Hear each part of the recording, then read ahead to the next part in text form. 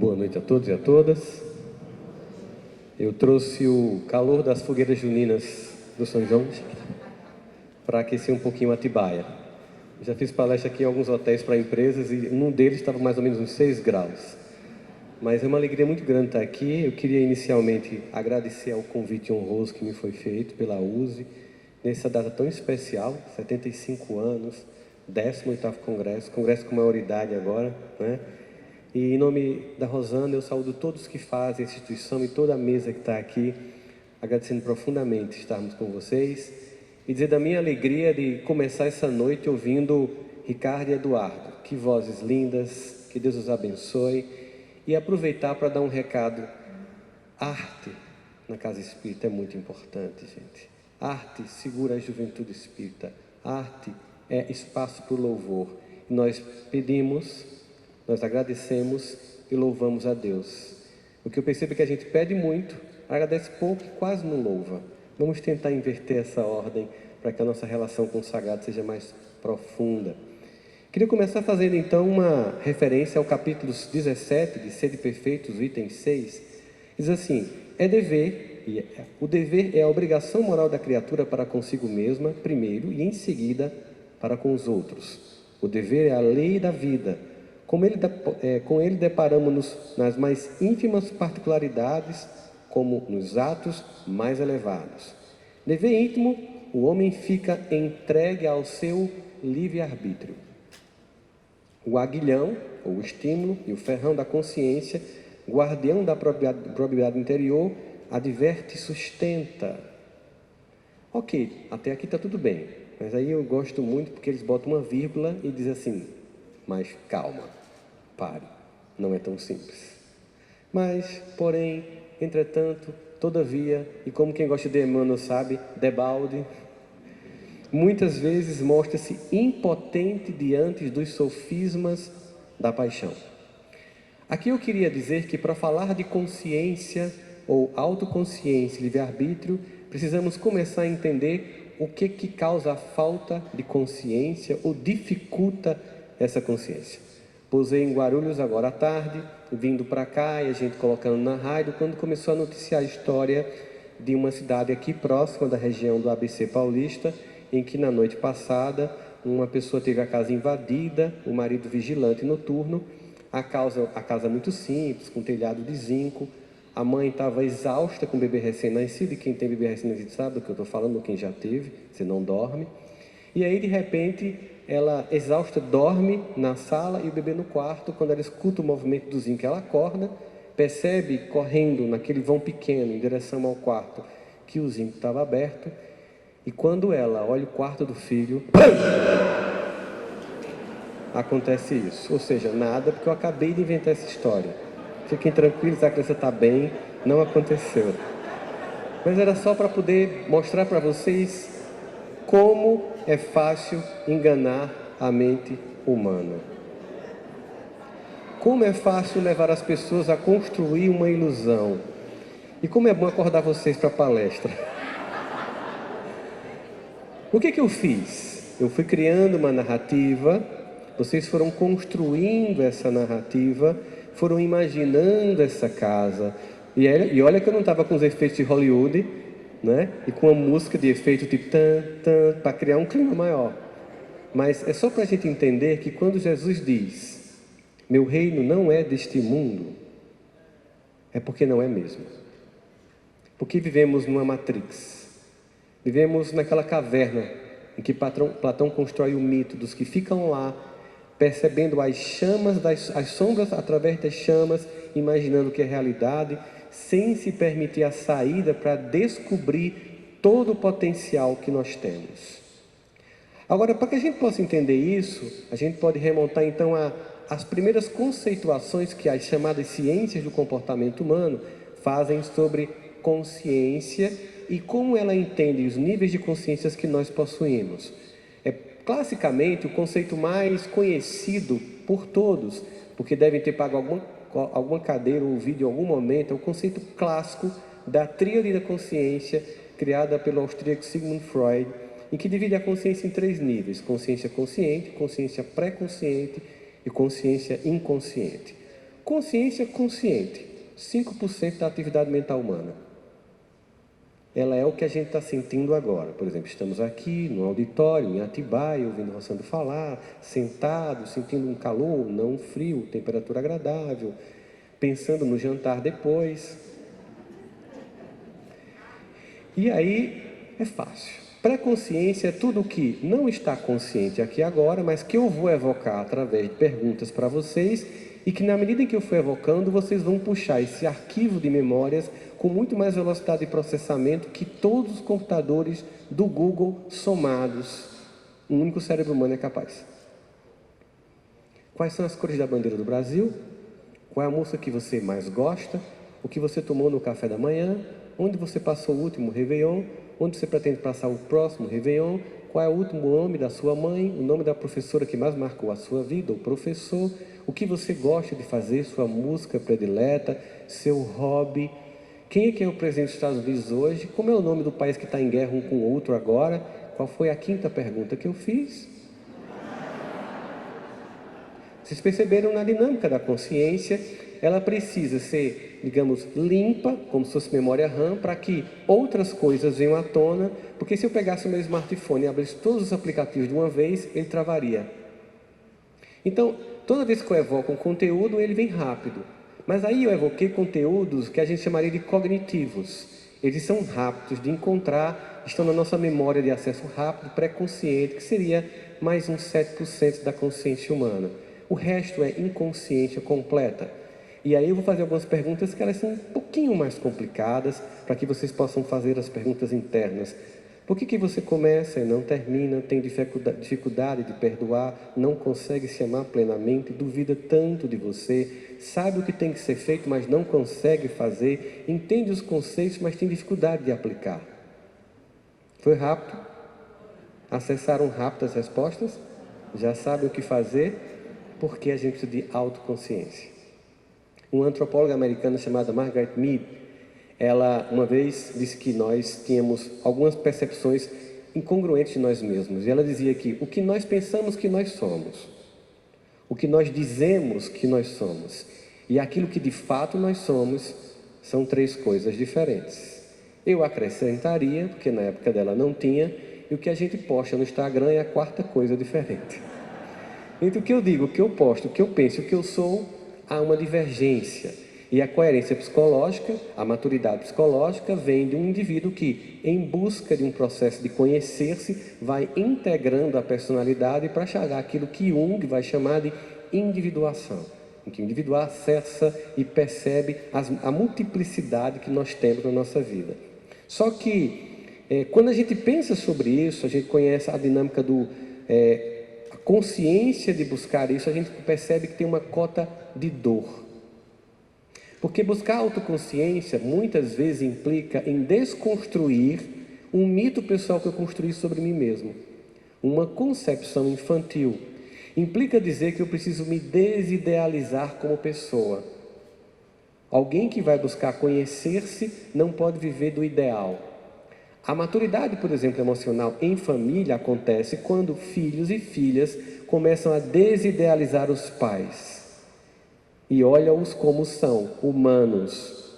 E apesar daquele período de decepção da adolescência, quando a ficha cai, que meus pais não são quem eu pensava, perfeitos, mas são humanos, volta numa família que a maturidade acontece, quando você olha para eles e dizem, apesar dessas limitações, dessas falhas, tiveram a coragem, a ousadia de construir uma família e volta um amor maduro, um amor mais capaz, em que você consegue perceber o outro como desidealizado. Essa desidealização mostra que, por exemplo, um conceito de um psiquiatra e psicanalista inglês chamado Winnicott, ele dizia que a mãe suficientemente boa ou o pai suficientemente bom é aquele que se torna, assim que possível, desnecessário. Porque o filho ou a filha ganhou autonomia e independência. E aí aqui a gente fica. É isso que tem acontecido recentemente? Está acontecendo o contrário. Criou-se uma geração de pessoas com dependências gigantescas, com dificuldades enormes de amadurecer e de ganhar consciência de si e construir a sua própria trajetória. E quando, como diziam os romanos, quando nós não construímos nossa própria trajetória, nós nos colocamos diante da tragédia. E vivemos muitas tragédias. Semana passada eu estava dando entrevistas a vários órgãos de imprensa aqui de São Paulo, por causa de um dos colégios, em que uma criança de 13 anos pegou a lancheira, puxou e tirou a própria vida. E o que mais me chocou não foi esse evento que está se tornando epidêmico. Hoje o suicídio de crianças e adolescentes mata mais do que armas e acidentes de carro somados. Não me chocou não foi o evento em si, mas a reação das famílias que estavam esperando a chegada da mãe, que se joga diante da filha, e essas pessoas não para suportar, não para apoiar, não para resgatar uma mãe em dor, mas para filmar a reação dessa mãe. Alunos e pais filmando o que estava acontecendo. E a gente se pergunta, onde está a consciência? Onde está a empatia e onde está a compaixão? O que a gente percebe hoje, basicamente, é que a vida que a gente leva é uma vida que começa a falar sobre a capacidade que o indivíduo tem de fazer uma coisa que eu julgo muito impactante, especialmente nos meus quase 20 anos de atendimento clínico, que é talvez fruto de um caso clínico famoso de Freud, que é o homem arruinado pelo próprio sucesso. É o quanto as pessoas se sabotam. O quanto elas, no fundo, sabem o que precisa ser feito, mas sabotam acontecer. A clássica sabotagem, eu sei que não é o caso de vocês, que é a procrastinação. E uma das frases mais incríveis que eu vi sobre procrastinação foi que eu acho que o melhor de uma postagem inteligente são os comentários que vêm debaixo dela. E uma pessoa falando sobre procrastinação, uma pessoa embaixo colocou assim: por que fazer hoje uma coisa mal feita se eu posso fazer amanhã brilhantemente pela força do desespero? Eu achei incrível isso.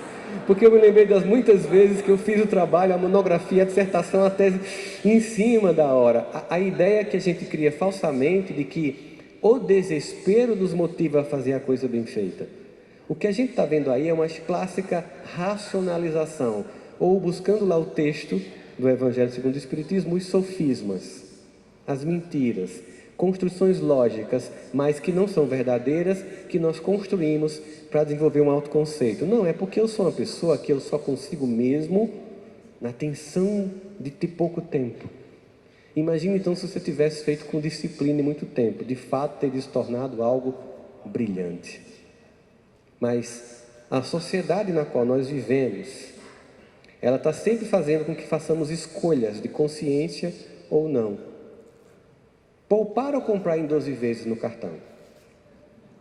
Comer agora ou amanhã? Se eu pegar uma criança de 5 anos, não, 3, 4 anos, e assim, você prefere essa caixa de chocolate agora? Ou você quer 10 caixas de chocolate amanhã? O que vocês acham que ela diz? Agora. O que ela não aprendeu ainda em termos de nível de consciência e repertório de respostas a um desafio simples como esse de suportar um pouquinho a frustração de não realizar agora o desejo? Ela não aprendeu a esperar. Ela não aprendeu que é preciso esperar para ter mais. Ela consegue uma caixa e perde 9.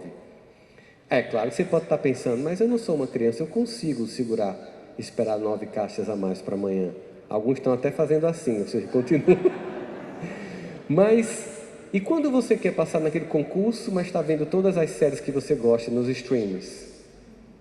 E quando você pensa em construir coisas, ou realizar, ou se colocar na vida com potência, mas você está muito mais preocupado em prazer imediato?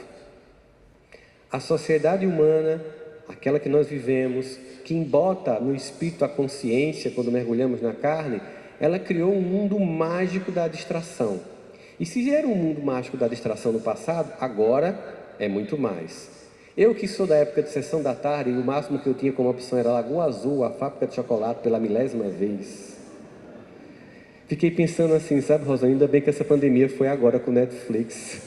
Porque você imagina o tédio que seria a gente em casa, sem poder trabalhar remotamente, porque seria impossível isso acontecer, e sem acesso a distrações. Mas nós temos hoje excesso de distrações. Nós vivemos uma sociedade parcialmente e constantemente inconsciente. Você conversa com alguém que não conversa com você, que está o tempo inteiro competindo a atenção com os outros. Muitas vezes, quem aqui é professor, por favor, levante a mão, de escola pública, vai para o céu com corpo e alma. É igual a Moisés, vai ser elevado. Sabe o que você é tentar dar aula e uma criança está acessando o celular? A atenção parcial constante é um conceito criado por uma grande cientista da Microsoft, dizendo que vivemos uma sociedade de atenção parcial. E aí você veja, com Amazon Prime, Netflix, Disney Plus, HBO Max e tudo que você imaginar, vídeos no YouTube, TikTok, dancinhas, músicas, coisas legais até de se ver, nem tudo é fútil. Ao mesmo tempo, um mundo cheio de coisas encantadoras e a busca de conhecer-se fica adiada, porque no mundo no qual nós nos encontramos, não existe estímulo nenhum para você se conhecer. Por um motivo muito simples.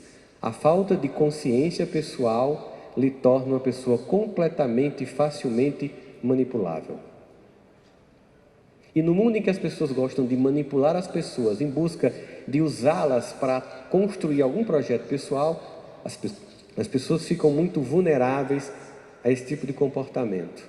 Vivemos então uma sociedade em que ter consciência implica encontrar em mim aspecto de mim que eu não quero encontrar, e isso gera uma dificuldade. Mas quando nós mergulhamos no Evangelho, nós percebemos que todos que buscavam Jesus, ou quem não o buscava, mas ele encontrava, porque a música que os meninos cantaram de Zaqueu, Zaqueu foi ao sicômoro, subiu porque era baixinho para ser visto, subiu nessa árvore para ser visto, porque ele entendeu aquilo que Jesus diria depois e que muitas vezes é mal interpretado: pedi e dar-se-vos-á, batei e abre-se-vos-á. E não é pedir e dar-se-vos-á, é pedir até que se dê. Meu filho está sendo tragado pelas drogas, não é uma prece que resolve, é joelhos e Deus até salvar o filho, é até conseguir, não é uma vez, não é duas vezes, não são 3 vezes, é até o resultado ser alcançado. Quando ele entende que ele não vai poder chegar perto de Jesus porque ele era hostilizado e também tinha dificuldade com estatura para ser percebido, ele cria um movimento de busca, como se fosse uma busca: eu quero a consciência que esse homem traz. E chama a atenção de Jesus, como o cego Bartimeu chama a atenção de Jesus. A mulher adúltera foi o contrário, levaram até ele. A samaritana do poço, ele foi até ela, mas não importa que personagem ele encontrou, ele despertou a consciência. Mas o mais incrível que eu acho é naquela passagem tão conhecida nossa da mulher adúltera. Porque quando você olha aquele texto inicialmente, você se pergunta por que Jesus deixa a cena se desenrolar. Porque aparentemente ele poderia ter resolvido muito rapidamente aquela circunstância para proteger a mulher da angústia de estar sendo levada em praça pública, humilhada pelas pessoas. Hoje nós não jogamos pedras, a gente pega o vídeo e joga no WhatsApp da queda das pessoas. A gente consegue sofisticar a forma de agredir e fazer de conta que não está jogando pedra. Aí quando você percebe isso, você percebe que aquela mulher vem, uma multidão levando ela, e na minha percepção, as primeiras vezes, por que Jesus não resolve a parada logo, caramba? Que coisa constrangedora. Ele teria opções? Bem, teria. Por exemplo, como ele multiplicou, como ele transformou água em vinho, ele tinha capacidade de alterar a natureza eletroquímica da matéria, ele poderia ter transformado todas as pedras em areia. E o máximo que a mulher precisaria usar por ser um colírio. Ele poderia, por exemplo, já que ele também sabia e controlava a lei da gravidade, andando sobre o mar da Galileia, ele poderia fazê-la alçar uma altitude que as pedras não alcançassem. Ou ele poderia inovar e colocar a capa da invisibilidade de Harry Potter na mulher, que ninguém a veria. E não fez nenhuma dessas coisas e deixa a cena se desenrolar. Quando a gente olha em qualquer filme de paixão de Cristo, dos mais antigos ao mais atual, que é o de Mel Gibson, muito forte, com cenas de tortura física de Jesus, mas de uma relação linda com Maria e com o filho, e a dor de uma mãe perdendo um filho. A gente percebe que sempre os diretores dos filmes colocam um Jesus com cara de irritado, de julgador, olhando para a multidão como se dissera: eu sei quem você fez, o que você fez no verão passado. Quem é você? Mas não combina com o mestre, o doce Rabi da Galileia. Foi quando eu percebi que era algo mais que isso. Jesus deixa a multidão se aproximar e é uma cena em que ele não faz um milagre no conceito clássico de alterar as condições físicas da natureza. Ele simplesmente faz uma pergunta. E entenda, quando as pessoas estão se comportando como multidão, o nível de consciência é ainda muito mais baixo.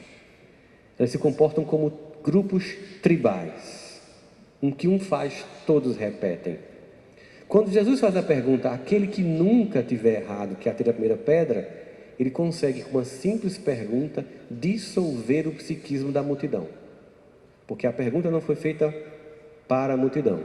A pergunta foi feita para cada indivíduo dentro da multidão. E cada um, então, faz um rápido mergulho de autoconsciência. E nos poucos segundos em que as pessoas fazem isso, elas se percebem como incapazes de julgar. Significa dizer que naquela cena, Jesus não estava salvando uma pessoa e olhando com condenação para as outras.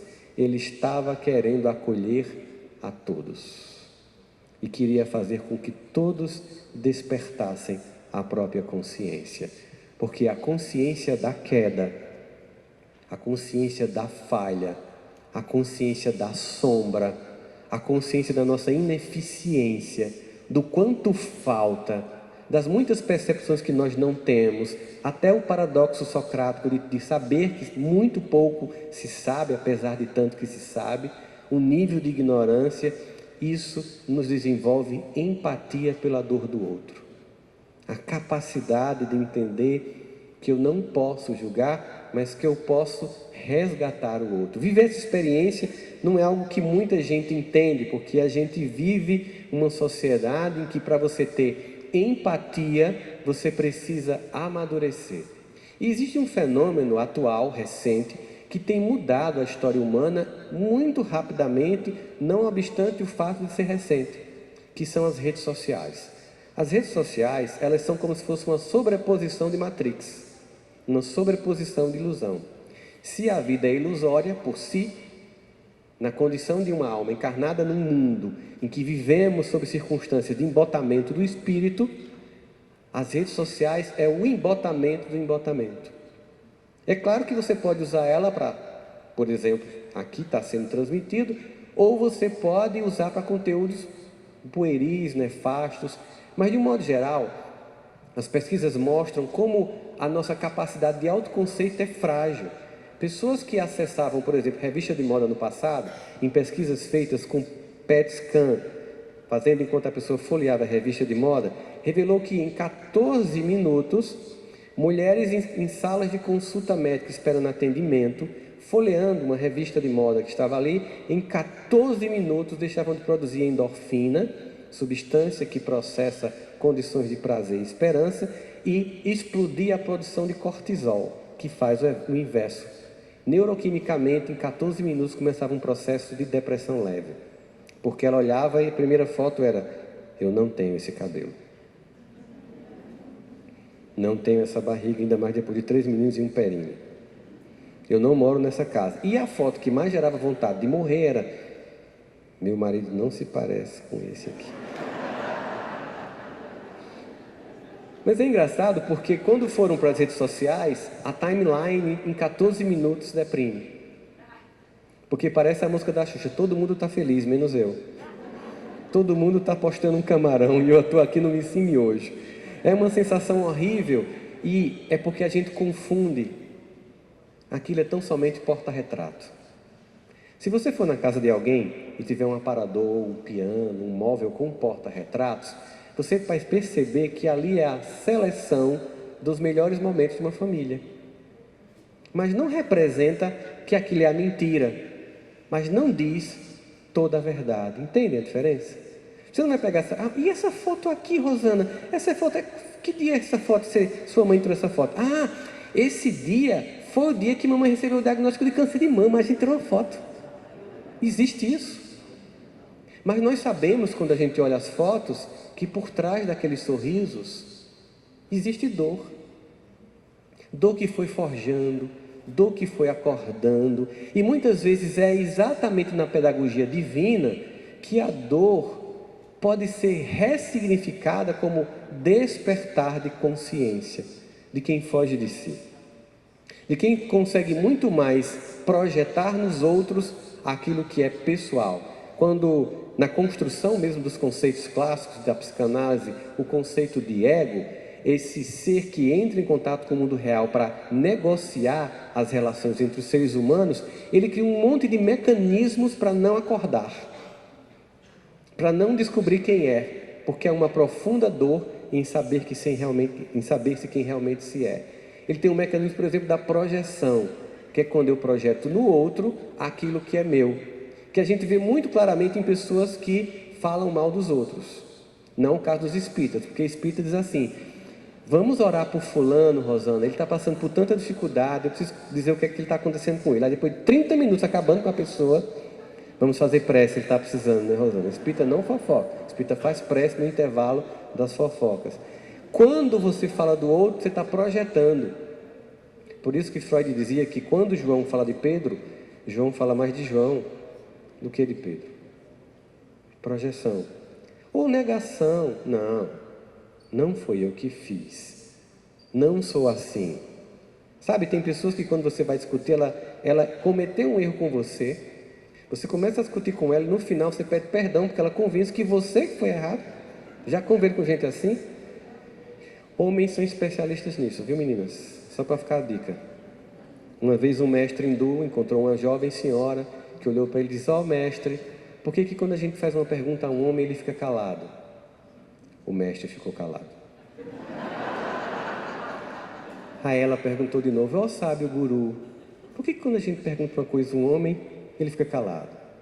E o mestre permaneceu calado.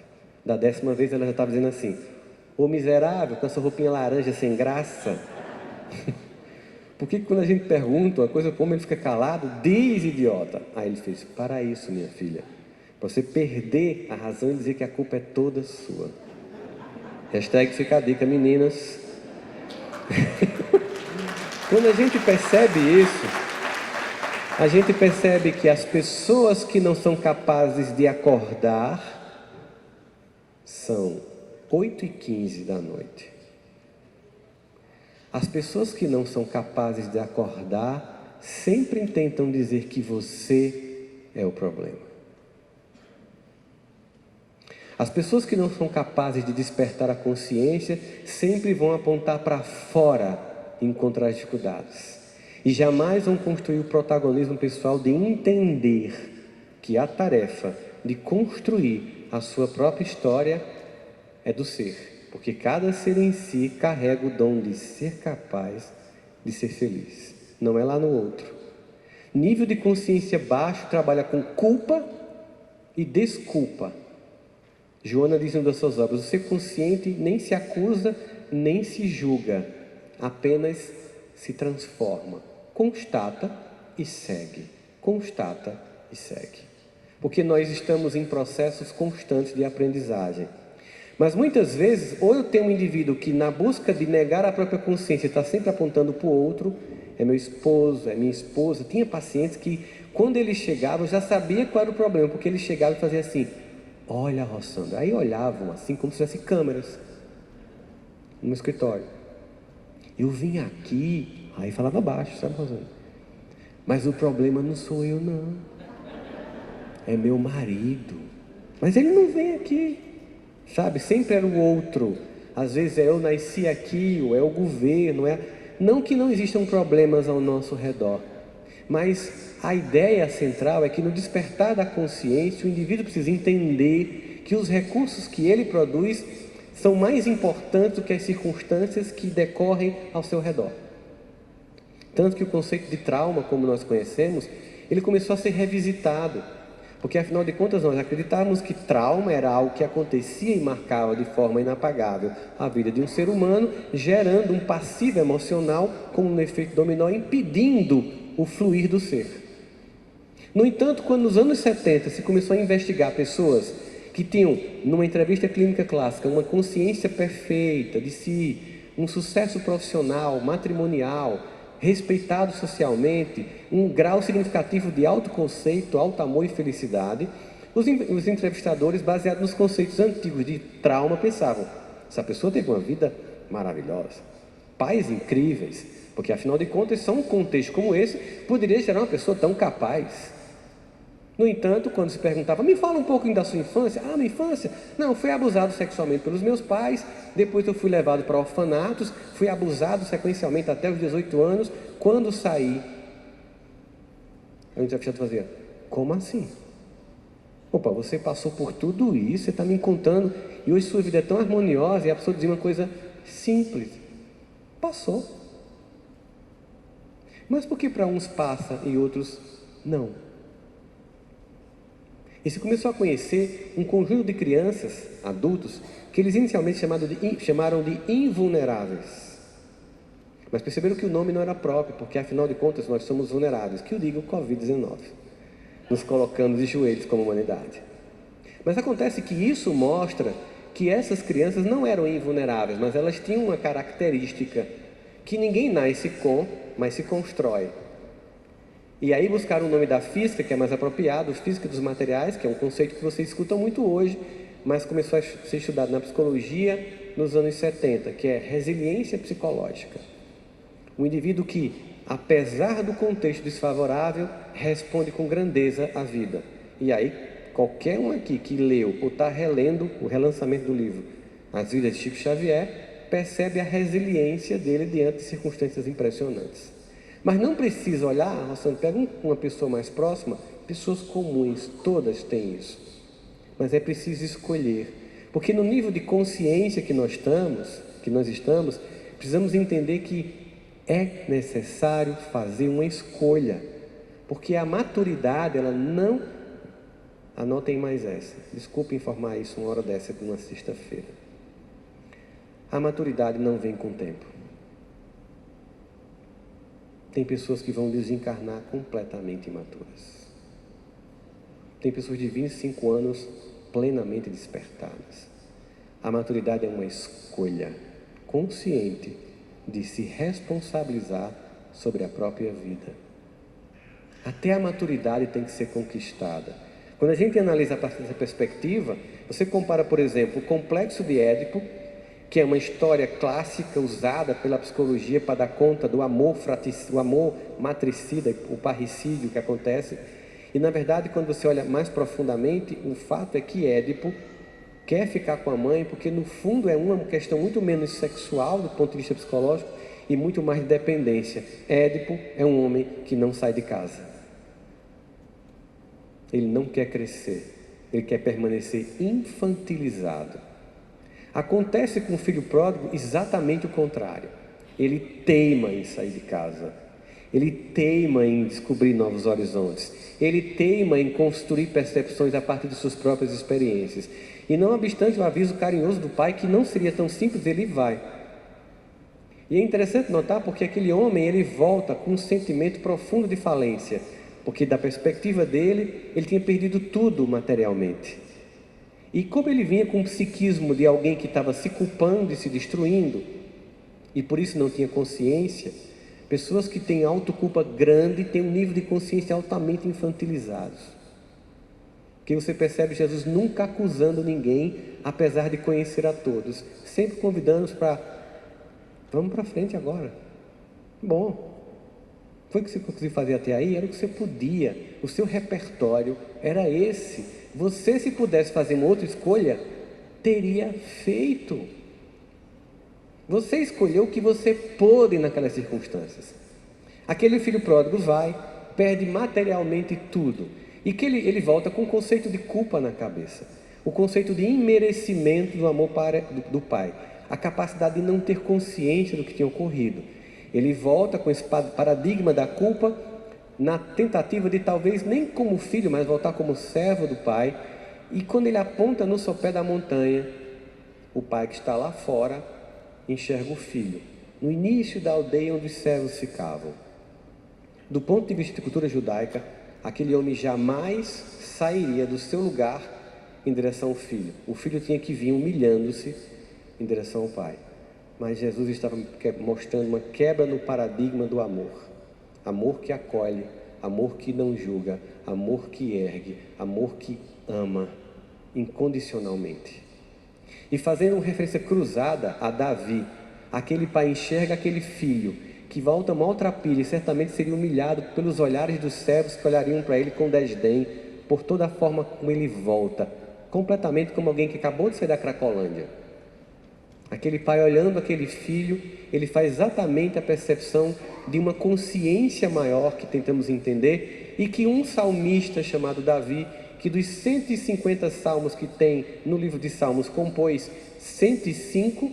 Eu digo compôs porque os salmos são músicas que os judeus cantavam no templo de Jerusalém. Num desses, Davi tem uma percepção do nível de consciência que Deus tem sobre nós. Senhor, eu sei que Tu me sondas, eu sei que Tu me conheces, quer eu esteja em pé, que eu esteja deitado, e mesmo que me faltem palavras, conheces o meu pensamento, e tal ciência, ela é tão preciosa, que eu não alcanço de tão alta. Aquele pai sondou o filho, ao mesmo tempo fazia Davi referência ao nível de 7 percepções do sagrado sobre nós, representados pela minorá judaica, que é aquele castiçal de velas com 7 lugares para a vela. Deus conhece o que está à frente de nós no futuro. Deus conhece o nosso passado, conhece a lateralidade de nossas percepções, a capacidade luminosa que temos de ir para cima e profundamente infantil de ir lá para baixo, mas na 7ª percepção Deus nos conhece por dentro, Ele nos sonda. Cabalisticamente, então, Davi, Deus nos sonda, e o pai do filho pródigo sonda o filho, Jesus contando essa história, nos fazendo representativamente a metáfora de Davi, para que esse pai, sondando um filho que se sente culpado e humilhado, corre em sua direção. Mas o filho, no nível da consciência de culpa, fica sem entender. Não está lá, mas eu acho que ele pensou: cara, eu vou apanhar desde aqui. Ele vem para puxar o cinto e pá! E quando o pai se aproxima e abre os braços e sorri, ele não consegue entender. A culpa não aceita o perdão. A culpa não nos deixa se perdoar. E a culpa nos afasta do amor de Deus, porque nós não achamos que merecemos receber. São esses 30 segundos que fazem alguém tirar a própria vida, acreditando que ninguém vai sentir falta, que é um peso para o mundo, e que diante de uma dor que não consegue suportar, a vã ilusão de não existir seria a solução. Aquele pai continua de braços abertos, e ele começa a perceber que ele estava feliz com seu retorno, ensaiando ajoelhar-se. O pai não permite, abraça e beija o pescoço para que ele fique em pé, porque ele voltou sem um vintém. Mas ele, ao contrário de Édipo, saiu e voltou rico de experiências. E o filho que ficou, esse sim comete um profundo desrespeito, porque vai à casa do pai, não entra, o que é um desrespeito, e começa a discutir com o próprio pai. A gente percebe que a autoconsciência é a busca da maturidade do ser, para que ele entenda qual a tarefa que ele tem que ter no mundo. Muitas vezes, essa consciência é embotada porque a gente olha lateralmente para a tarefa dos outros. De repente, na sinfônica da vida, eu recebi um violino, e quando é na hora que eu vou olhar para a partitura, eu olho que do outro lado tem alguém com um cello muito bonito e penso: mas eu queria tocar cello. E começa a infelicidade. Aquilo que o Evangelho segundo o Espírito vai chamar de sofrimento voluntário. Não é um sofrimento real, mas que você escolhe ter por nível baixo de autoconcepção, de autoconsciência. Essa construção que nós fazemos de nós mesmos, ela é muito importante, porque ela dá conta de uma guerra diária que nós temos entre escolher o que é certo ou escolher o que é prazeroso, o que é simples ou o que é mais complexo, chamado princípio do prazer lutando contra o princípio da realidade. E a realidade tem uma coisa que ela faz, ela não negocia com a gente. Vocês receberam algum Twitter do vírus dizendo assim: olha, sou Covid-19, estou pensando em fazer uma festinha na Terra, posso? A realidade simplesmente acontece. E quando você é infantil, você fica nessa perspectiva sempre de fazer o bom agora para que você não consiga construir o melhor depois. O desafio do ser nesse processo é desenvolver-se para além disso, porque vemos uma sociedade em que as pessoas não têm suportado mínimas frustrações. Hoje existe um mantra enlouquecedor de que as pessoas têm que ser felizes. Num planeta de expiações e provas, alguém está vendendo para você que você tem que ser feliz. E você deve estar pensando: você acabei de comprar um livro seu dizendo eu escolho ser feliz. Me explica melhor. Né? Aí eu faço: leia o conteúdo, porque a capa é uma provocação. Porque a felicidade não é o afastamento da dor, mas de uma concepção muito paulina: em tudo dai graça, porque esta é a vontade de Cristo Jesus para convosco. Porque é um espírito consciente, ele percebe que a dor é um convite para um despertar maior da consciência e que foge em você as competências que ainda não tem para suportar coisas muito maiores depois. Portanto, esse mantra do good vibes only é uma loucura, porque as pessoas querem que os filhos sejam felizes, não sofram. Parece como se você viesse cantando a música Ao Quereres de Caetano Veloso e parasse assim e dissesse: eu queria querer te amar, amor, construirmos dulcíssima prisão, encontrar a mais justa adequação, tudo métrica, tudo rima e nunca dor. Mas a música continua: mas a vida é real e de viés, e vê só que esse lado amor me armou. Eu educo um filho para a maturidade e autoconsciência, dizendo que ele vai ter tudo o que ele quer, que ele vai poder ser quem ele quiser, que eu vou garantir que tudo vai fluir, ou para dizer para ele que muitas vezes ele não vai conseguir, e isso não diminui o que eu sinto por ele ou por ela, que ele continua sendo amado, e que o mundo vende percepções de felicidade que nem sempre correspondem à essência do ser. Eu também tenho que treinar as gerações presentes, para que um dia eu diga não somente você vai para a Disney, mas seu avô está indo embora. Papai está com câncer de próstata. Eu estou sem emprego. Vamos ter que abandonar a nossa casa. Nós educamos os seres para ter consciência de um mundo vulnerável e volátil. Ou como diria Zygmunt Bauman, um mundo líquido, completamente instável. E nessa instabilidade nós vivemos no mundo em que se busca consciência, o débussoler, que é um conceito francês de desbussolamento. Falta uma bússola. Nessa falta de bússola, a busca por carpe diem, prazer imediato, aqui e agora, eu quero sentir o êxtase da vida, sexual, intelectual. As pessoas sempre querendo viver experiências em que elas se neguem ao processo que a vida também tem momentos de desprazer. Tem estudos, por exemplo, sobre sensação de euforia vazia, que acontece numa sexta-feira à noite, 6 horas. Quando todo mundo pensa, vão abrir as senzalas do trabalho, já vou para a balada, né, pronto para a balada na sexta, tanto que o trânsito aqui de São Paulo na sexta é terrível. Já quase perdi voos em Guarulhos, porque quando é na sexta o pessoal já vem pronto para a balada.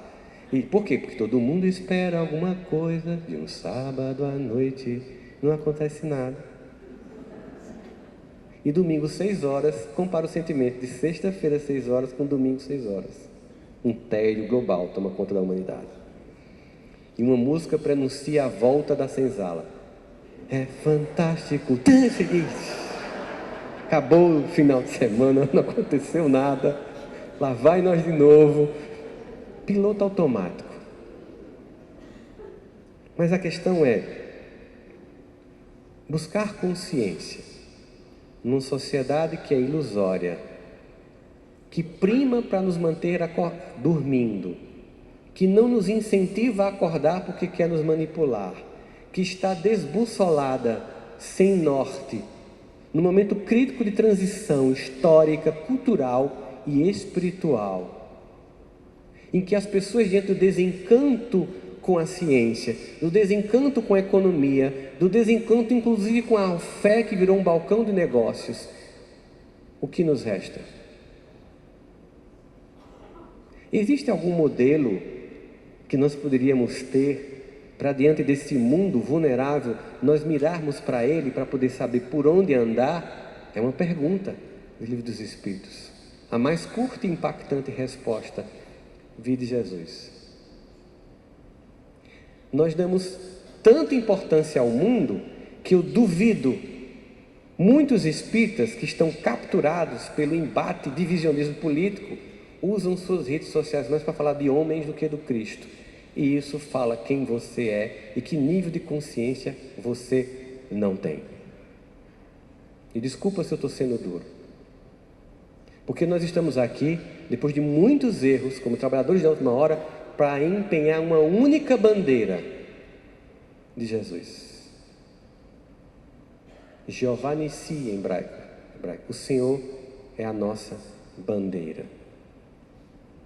Que o palco aqui não é dos nossos egos vulneráveis e frágeis e perdidos, infantilizados. É do Cristo, bússola moral da nossa vida. Na construção dessa percepção maior. Porque quando nós vamos ter consciência, nós precisamos entender que nível de consciência eu quero alcançar e ao objetivo de me despertar. Me despertar é para seguir o último conselho que ele deu. Horas finais, crucificação esperando, Romanos chegando para prendê-lo e levá-lo para um martírio de humilhação pública. 3 anos de convivência com homens do coração dele, tantas coisas para serem ditas, tantas lições para serem dadas ou rememoradas, talvez uma concepção ainda mais fantástica espiritual ele pudesse apresentar, e ele vai lavar os pés de cada um dos seus discípulos, mostrando claramente que quando servimos, nos despertamos. Quando servimos, percebemos dores maiores que a nossa e reavaliamos a nossa própria história, a nossa própria trajetória. Quando servimos, saímos do nosso ego infantil de piloto automático, egocêntrico, e vamos para a construção de uma relação sélfica com o outro. Quando servimos, aprendemos que as pessoas precisam ser amadas como elas são. Que eu tenho que suportar o grupo de família do WhatsApp como eles são. Que aquela minha tia que espalha fake news, eu preciso amá-la como ela é. Eu não vou cancelar as pessoas, invalidar as relações e destruir família por causa de homens que nem sabem que eu existo. Eu vivo uma experiência de despertar transcendente, muito maior. E nesse momento, servir. E não é servir a quem pensa como eu, quem cultua a Deus como eu cultuo, quem vota como eu voto. É como o samaritano, que não fez contas para acolher o homem caído, enquanto o doutor da lei ignorou, com todo o conhecimento e percepção do sagrado. E um discriminado, talvez por isso, por sentir na própria pele a exclusão social, aquele cancelamento que acontecia dos judeus para com os samaritanos, talvez por ser um cancelado, ele percebeu que ele não podia ignorar o outro que estava ali cancelado na miséria e na ruína, servindo. É por isso que a caridade é a construção do verdadeiro espírita, que combate as más imperfeições e só sabe fazer isso quem admite que tem, ou seja, tem autoconsciência, e constrói virtudes num relacionamento.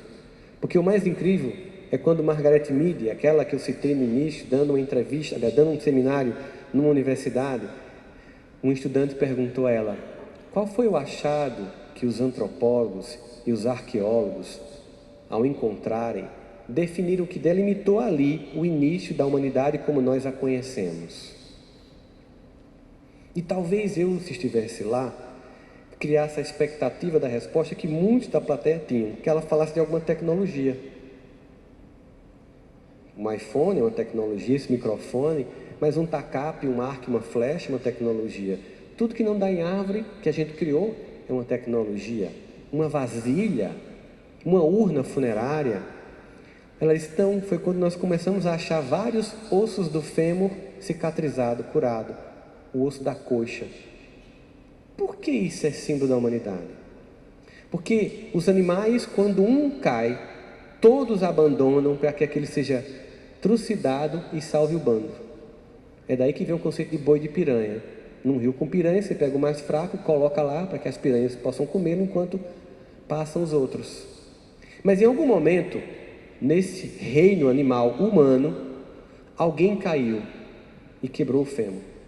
Mas uma conexão havia sido criada, já não mais instintiva, que quem podia se salvar não conseguiu seguir sem aquele.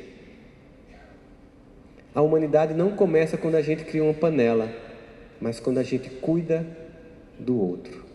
Servir. Desde os princípios, nós somos construídos para isso. O despertar da consciência de um ser que deixa de procurar ser servido narcisicamente, voltado apenas para si e procura servir as pessoas. É a construção da nossa vida, da nossa trajetória. É a percepção daquilo que nós temos de sagrado. Antes de nós chegarmos aqui, não no congresso, mas na vida, muitas pessoas prepararam o mundo. Muitas pessoas se anteciparam e anjos encarnaram como avós e pais para transformar nossa trajetória mais leve, mais fluida, mais tranquila. E isso mostra muito da percepção que a gente tem sobre vivemos um projeto coletivo. Nos últimos 2 anos, nós vivemos uma experiência que vai redefinir a trajetória humana. As próximas 5 décadas serão dedicadas a estudar os impactos do isolamento social em nossas vidas, a estudar o impacto de não poder velar quem amamos durante a Covid, a usar aplicativos como o Zoom para comemorar de aniversários, a se despedir de pessoas, como que replicando a vida metaforicamente através da tecnologia. Muitos de nós está aqui saudoso, está aqui lembrando de pessoas, e está aqui querendo que muitas estivessem aqui. Muitos de nós precisam entender que esse despertar da consciência, da autoconsciência para a evolução, acontece com a admissão de tudo que a vida já nos trouxe, por um profundo sentimento de gratidão. E quebrando o protocolo, eu vou convidar Ricardo e Eduardo para me acompanharem aqui, os dois podem vir, não combinei, quem sabe faz ao vivo, venham para cá, prega ali, os 2 microfones estão ali, por favor, liga os 2 microfones aqui deles, porque quando a gente pensa nisso, a gente pensa que o movimento mais importante de autoconsciência é ter consciência dos muitos amores que nos formaram. É lembrar que somos aqui o resultado de muitos amores. Muitos de vocês já devem ter visto muitas histórias que eu conto da minha mãe, conhecem meu avô, né? Acho que tem gente que conhece mais minha família do que eu mesmo. Eu acredito que quando eu comecei a contar a história da minha família, nem todo mundo gostou não, sabe? Chegou uns parece que você não pode contar a história da sua família. Posso, é minha? Não estou contando. Eu também faço parte dela. E não é com o objetivo de criar modelo para a humanidade. É só para dizer assim, ó, minha experiência foi essa. Não necessariamente vai ser assim para você, mas para mim funcionou. E uma coisa que eu aprendi muito fortemente na vida foi isso. Sabe, há 10 anos atrás, eu vim a primeira vez aqui em São Paulo tentar se tornar palestrante profissional. Entrei numa agência, me apresentei, tinham feito um contato com essa pessoa, e ela disse assim para mim, eu sou uma pessoa muito sincera e muito objetiva, e eu vou lhe dizer com toda franqueza, você jamais fará sucesso. Eu disse, por quê? Porque se a senhora me disser, eu posso corrigir.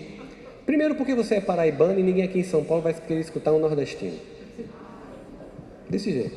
Sua cor ajuda, todos os preconceitos que você imaginar ouvir. Sua altura também. Seu nome é legal, Rossão do Clinge, é bem comercial. Podia ser Raimundo, ficava feio. Mas a gente pode fazer algumas coisas. Você quer? O que é que eu tenho que fazer? Primeiro a gente faz um curso de redução de sotaque com a fonoterapeuta para você deixar de falar coisas de nordestino. Depois você muda seu telefone de 83 para 011, que ninguém respeitará um telefone que não seja o 011 ou 021. E eu respirando. E aí a gente consegue fazer a coisa acontecer. Você topa? Eu lembro que eu caprichei. Eu fiz, oxi.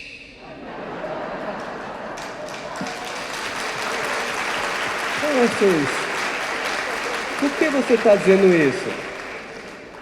Porque eu vim de uma casa onde eu aprendi que eu não era melhor que ninguém.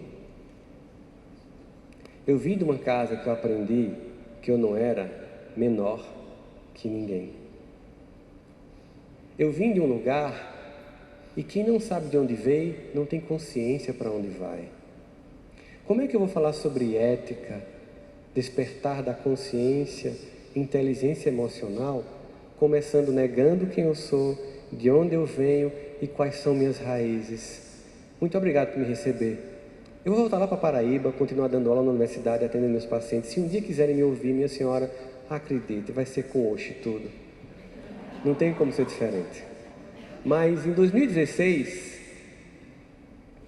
eu voltei a São Paulo, porque um amigo meu que dirigia o Grupo Abril de Educação me conheceu, disse: eu queria que o mundo lhe conhecesse. E me apresentou uma pessoa chamada Sandra Pascoal. Uma pessoa que era a maior agência de palestras do Brasil. Quando eu cheguei lá, ela estava rejeitando telefonema, tudo que era celebridade. Mas como esse meu amigo era um grande cliente dela, ela me recebeu.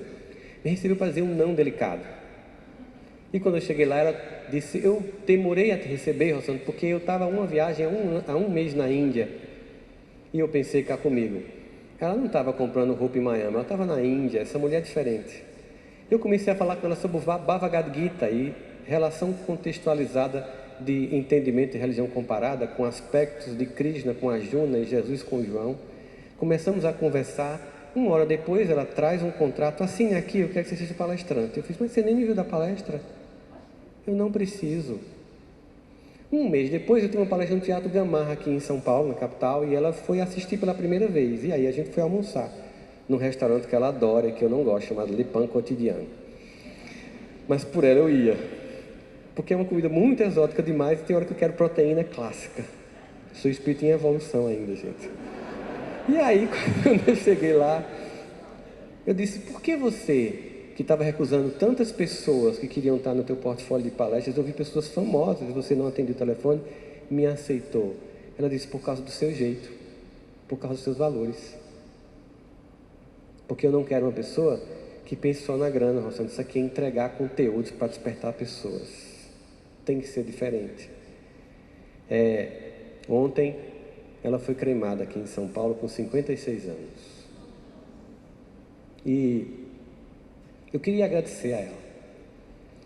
Eu queria agradecer às pessoas que me forjaram. Minha mãe, meu avô, meus professores, minhas professoras. E eu queria que vocês fizessem um gesto de profunda consciência. Agradeçam. E agora eu queria que vocês fechassem os olhos, porque nós vamos agradecer com um mantra de gratidão que os meninos vão cantar aqui comigo. Eu puxo e vocês me seguem. Só que a voz dele é muito mais bonita que a minha, vocês vão me perdoar. Eu queria que vocês agora lembrassem de que, nessa busca de conhecer-se, saibam as suas raízes, as suas origens, as pessoas que vocês amam e que tornaram vocês quem são. Talvez muitas não estejam aqui mais hoje, mas, elas são inapagáveis. Elas estão escritas em cada memória, em cada célula nossa. Um dia eu cheguei num apartamento que eu tinha reformado, tal, arquiteto, cheguei de uma viagem da Europa e quando eu abri lá tinha apenas um vaso que minha mãe tinha me dado, que desencarnou há 7 anos atrás, minha mãe.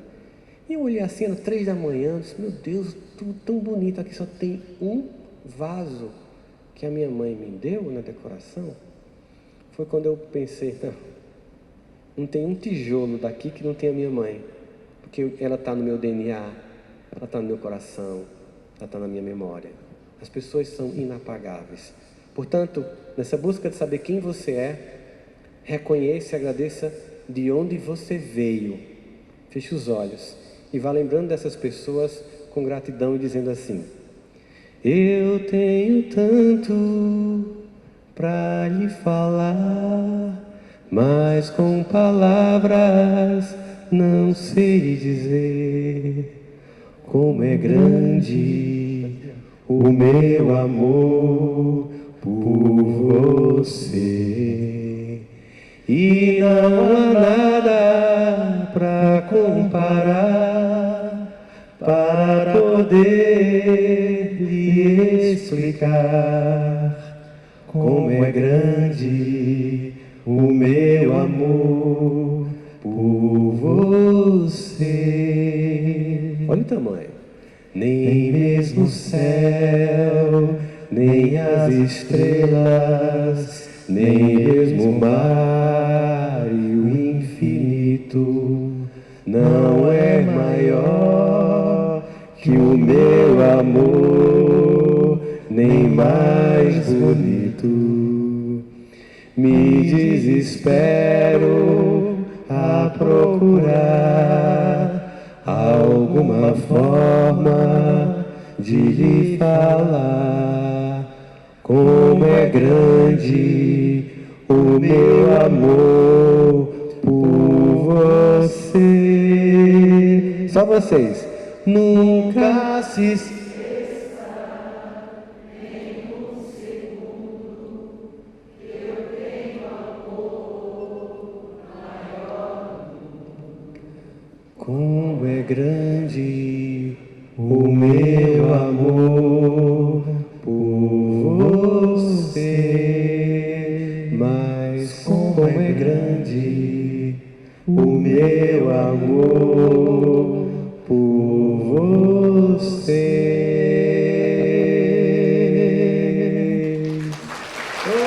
Nunca pare. Obrigado, gente.